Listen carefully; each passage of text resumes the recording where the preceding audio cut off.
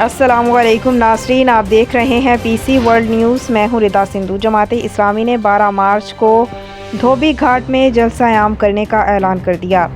Senator سراج الحق خطاب کریں گے۔ ہمارے سینئر رپورٹر مرزا ہارون کی تفصیلات کے مطابق جماعت اسلامی کے صوبائی امیر جاوید قصوری نے صوبائی نائب امیر سردار ظفر حسین خان، ضلعی امیر پروفیسر محبوب الزمان بٹ کے ہمراہ المرکزالاسلامی چنیوٹ بازار میں میڈیا سے گفتگو کرتے ہوئے کہا کہ حالات دن بدن گھمبیر ہوتے چلے جا رہے ہیں۔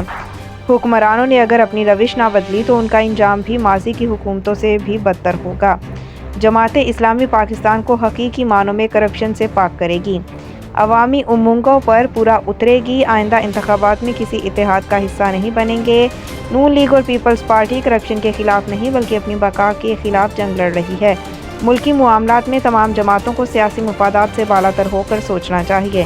پاکستان کے 22 کروڑ عوام اب مزید کسی بھی قسم کے سیاسی عدم استحکام کا متحمل نہیں ہو سکتے۔